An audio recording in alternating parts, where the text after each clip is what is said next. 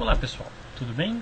Hoje nós vamos fazer uma breve revisão sobre o assunto de contabilidade. Basicamente uma revisão simples de balanço e demonstração de resultado do exercício. Primeiro, o que é a contabilidade e qual é a relação dela, na verdade, com o capitalismo? Bom, a contabilidade surgiu para um controle patrimonial. Então, desde os primórdios, da espécie humana, nós já temos algum controle patrimonial, seja pelos rebanhos, e assim por diante. No mundo atual, as empresas utilizam da contabilidade para controlar todo o seu patrimônio, suas vendas, seus lucros, estoques e assim por diante. E com isso, as pessoas, os usuários, utilizam-se dessa contabilidade para acompanhar como está o controle patrimonial dessas empresas, verificando a evolução, vendo se a empresa está melhorando ou piorando, e também verificando o que foi alterado nos últimos períodos. Bom, a contabilidade em si, hoje ela é feita com foco em um tipo de usuário, principalmente o investidor ou o proprietário, aquele que vai tomar a decisão de investimento ou não naquela companhia. Existem outros usuários que também se servem das demonstrações, como bancos, governo, entre outros, sindicatos, etc. Mas o foco principal da contabilidade é para o investidor. Com as demonstrações contábeis publicadas, o que o investidor pode fazer ou um usuário qualquer da contabilidade? Bom, pode definir a capacidade de geração de caixa, ou seja, a empresa vai gerar caixa ou não, decidir se compra, mantém ou vende aquelas ações que ele tem na companhia, avaliar também a gestão da empresa para saber como eles estão indo em termos de desempenho e também na prestação de contas, se eles estão sendo transparentes no repasse de informações e principalmente avaliando se aqueles gestores estão, digamos, de certa forma agradando no termo financeiro da avaliação da empresa, se eles estão indo bem, Avaliar também a capacidade da entidade de pagar empregados e proporcionar outros benefícios, principalmente aqui o interesse do sindicato, olhar a demonstração com esse fim, e também determinar outras fontes, como políticas tributárias, no caso governamental, distribuição de dividendos, entre outras finalidades. Finalidades também como, por exemplo, as empresas que cedem crédito à nossa companhia, fornecedores, bancos, que também olham as demonstrações para saber sobre a capacidade de pagamento dela, a capacidade dela gerar caixa para cumprir com suas obrigações.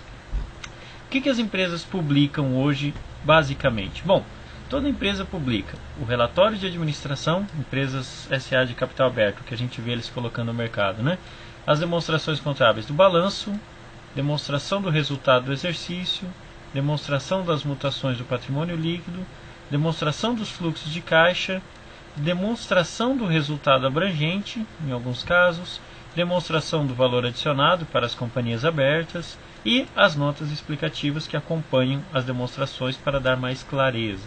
Além disso, tem outras publicações também, como parecer o relatório de auditoria, dos auditores externos, conselho fiscal e, em alguns casos, também o press release. Informações essas que vêm a mercado para que você, investidor, possa tomar decisão utilizando dessas demonstrações contábeis. A principal ou primeira demonstração que nós vamos trabalhar é o balanço patrimonial. Basicamente ele é composto de três importantes itens, que é o ativo, o passivo e o patrimônio líquido. Você já deve ter visto e normalmente essa é a apresentação dele, o ativo ficando ao lado esquerdo, o passivo ao lado direito superior e o patrimônio líquido direito inferior. Não necessariamente é sempre dessa forma. Algumas empresas publicam em jornais e acabam colocando tudo em uma coluna só. Então ativo, depois embaixo passivo e patrimônio líquido. Mas vamos por partes. Primeiramente, o que é um ativo?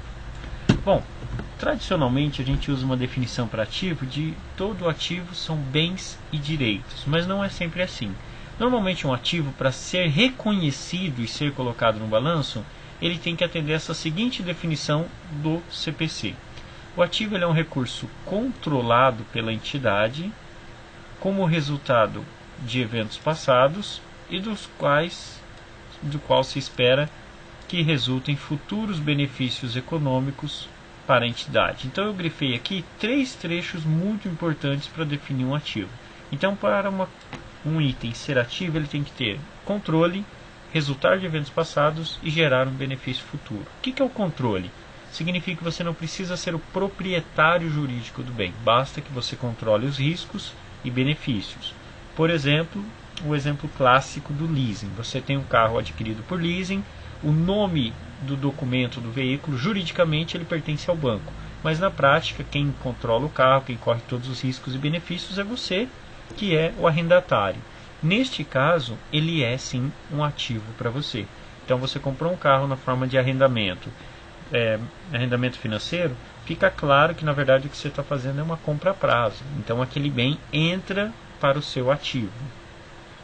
Resultado de eventos passados significa que em algum momento aquele ativo lhe foi transferido ou gerou algum documento que lhe permitiu ter o risco e benefício daquele bem. Por exemplo, um exemplo clássico onde a gente vê que não é um ativo por falta do resultado de evento passado. Nas empresas, costumeiramente, elas utilizam máquinas de xerox alugadas. Então elas fazem contratos de aluguel, ficam com a máquina em seu estabelecimento e utilizam da forma que melhor entendem. Então elas têm benefícios pelo uso do xerox, o controle, só que em momento algum é transferido a propriedade ou controle absoluto daquela máquina de xerox para a empresa que fez a locação, para a locatária. Então nesse caso nunca há um evento passado que permita essa transferência de benefício, essa transferência do ativo. Então por isso as empresas que alugam a máquina de xerox não podem colocá-la no seu ativo, afinal não é uma máquina, não pertence a ela, nunca teve um evento que transferiu. E a terceira característica, futuros benefícios econômicos, é a mais importante. Por que é a mais importante? Porque é o básico de um ativo. Se um ativo não gera benefício futuro, ele não é e não será reconhecido como ativo. Então se você tem um ativo que perde a sua capacidade de gerar benefício, ele tem que ser retirado do ativo. Uma transportadora que tem um caminhão jogado ao fundo do seu pátio, em cima de 4 tambores, sem motor, sem nada e sem potencial nenhum de gerar benefício futuro, de fazer fretes e assim por diante, não é um ativo e, portanto, deve ser retirado do rol dos ativos da companhia. Por quê? Porque ativo, senhoras e senhores, é promessa. Colocou no ativo, tem que gerar benefício futuro, tem que entregar dinheiro no caixa. Se não há expectativa, deve ser retirado do ativo. Ok? Então isso é para ser o reconhecimento do ativo. Então é um ativo ou não é um ativo? Ponto. Se tiver essas 3 características, controle, resultado de evento passado e benefício futuro, é sim um ativo. Por exemplo, por que um carro é um ativo para uma companhia? Porque a companhia controla, tem o controle do risco e do benefício, teve um resultado de evento passado, onde ela adquiriu esse carro, seja comprando à vista ou por meio de um arrendamento financeiro, e tem um futuro benefício econômico. A empresa usa o carro para se beneficiar e ganhar alguma coisa com aquilo, ou então economizar. De qualquer forma, tem um benefício do uso do veículo. E assim por diante, também máquinas, estoques, todos eles atendendo essas 3 características, serão ativos. Bom, reconheci o ativo. Como que eu posso mensurar agora? Como que eu posso atribuir valor a um ativo? Um item que se enquadra na definição de ativo ou passivo, ele deve ser reconhecido nas demonstrações contábeis se for provável que algum benefício futuro referente ao item venha a ser recebido, no caso do ativo, ou entregue no caso do passivo. E se ele tiver um custo ou um valor que possa ser medido em bases confiáveis. Ou seja, não adianta ter um item que eu passa nas 3 regrinhas do ativo, só que eu não consigo valorar, eu não consigo dizer quanto ele custou ou quanto ele vale. Então, além de passar naquele teste das 3 características, ele também deve ter um custo. Ela fala assim, eu tenho um ativo lá qualquer, passou naquele teste, eu tenho controle, tenho resultado de evento passado, tenho benefício futuro. Aí vem a pergunta, mas quanto vale? Você consegue mensurar? Se você conseguir mensurar, muito bem, ele entra para o seu ativo ou também para o seu passivo no caso. E o passivo, o que é? O passivo, na verdade, ele é uma obrigação presente da entidade derivada de eventos já ocorridos, cuja liquidação se espera que resulte em saída de recursos capazes de gerar benefícios econômicos. Porque obrigação presente significa que você já deve e sabe que deve, sabe quanto pagar e quando pagar. Diferente da provisão, que é uma incerteza de um processo jurídico, o passivo é líquido e certo. Você sabe que deve e sabe que vai ter que pagar. É só uma questão, né, do prazo até o vencimento daquela obrigação. E o patrimônio líquido é o valor residual, né? É a diferença entre o ativo e o passivo. Então, deduzindo todos os passivos do ativo, o que sobra é conhecido por patrimônio líquido, também chamado valor residual dos acionistas. Então, quando o ativo menos o passivo é um valor positivo, você tem lá um patrimônio líquido. Caso o passivo for maior do que o ativo, aí a gente tem a utilização da ferramenta do passivo a descoberto, que é um termo também utilizado para um patrimônio líquido quando ele fica negativo. Bom, já que a gente falou de balanço patrimonial, tem um exemplo aqui da TOTUS. É um balanço público, isso aqui é publicado amplamente no mercado de capitais. A TOTUS apresentou um ativo total de 1.848 milhões de reais, 780 mil. Por que eu falei 1.848.780 mil? Porque na verdade o balanço deles estão em milhares de reais. Ou seja, significa que ao final de cada um desses números aqui, foram suprimidos mais 3 zerinhos em relação aos milhares, né? A maioria das empresas faz isso até para ficar uma demonstração mais enxuta, mais fácil de visualizar. E aqui, digamos, uma empresa de bilhões, esse valor de R$1.000 é um valor bem pequeno, né? Então, para ficar uma demonstração mais enxuta, com números mais fáceis de visualizar, a maioria das empresas utiliza esse recurso do em milhares de reais. Em alguns casos até em milhões de reais, quando as empresas são muito grandes.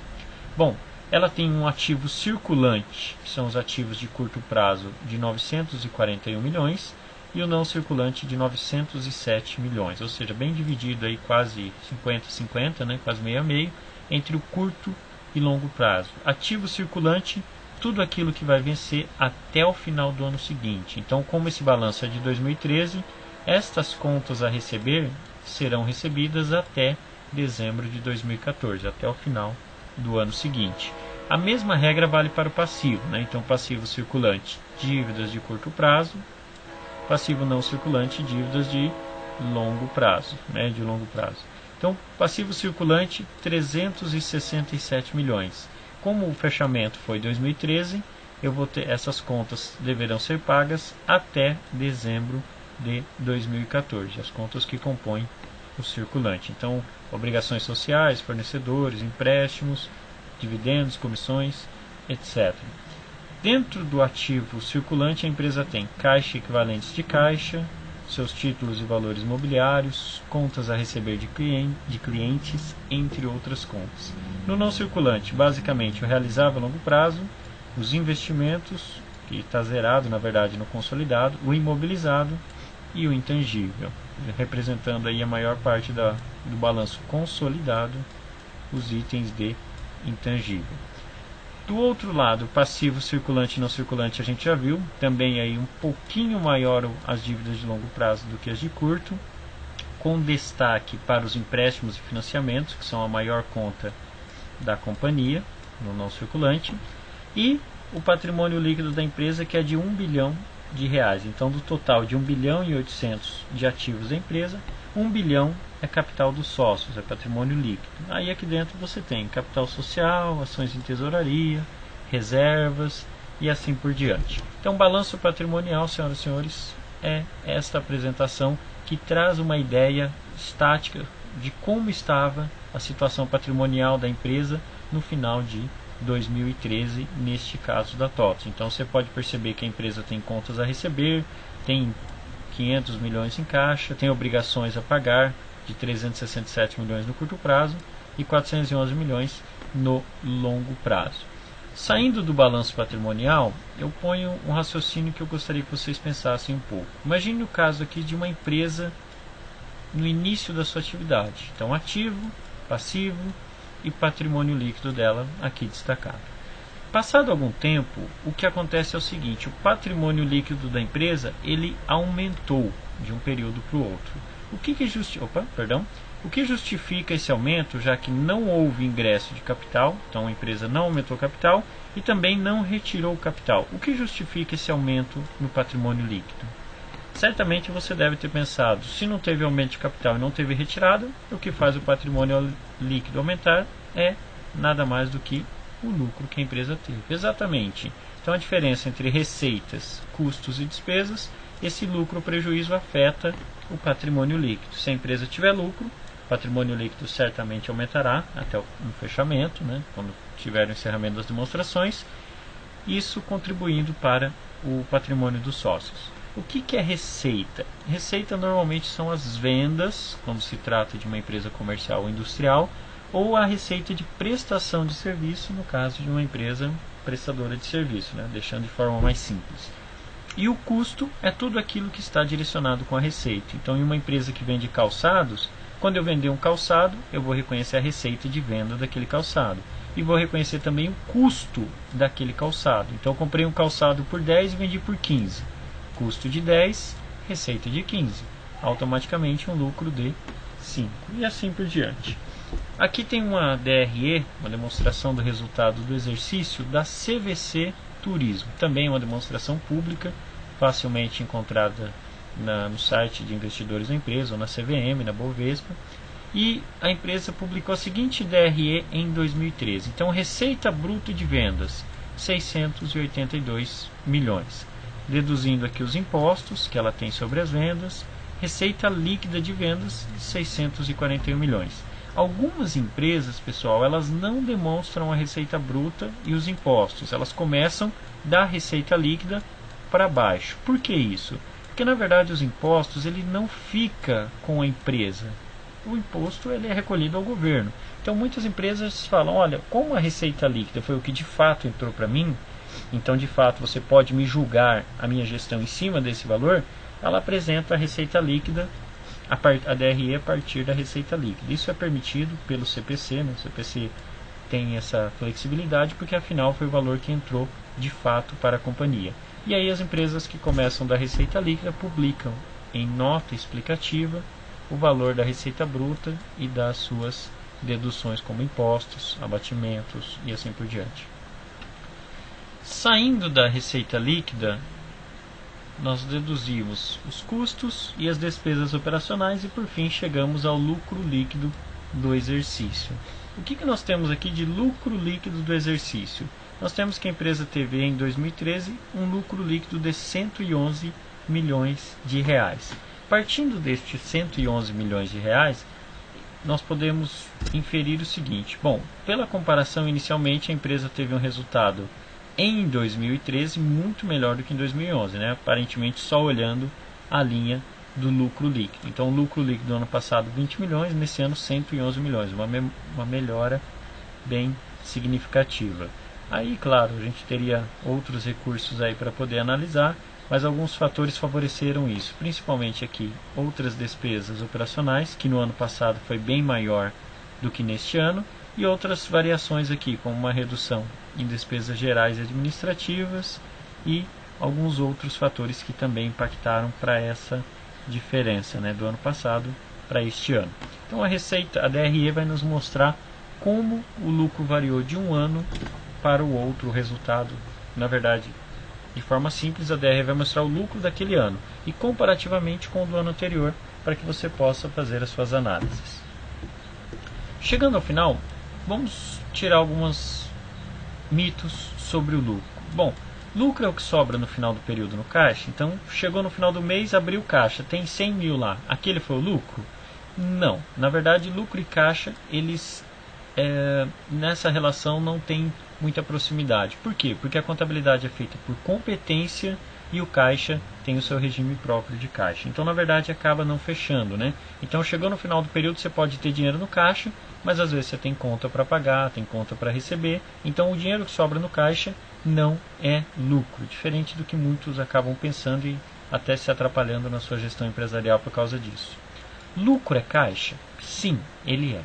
Na verdade, o lucro vai passar no caixa, só que demora um tempo. Por que demora? Porque normalmente você vende a prazo, compra a prazo, então isso acaba descasando o lucro e o caixa.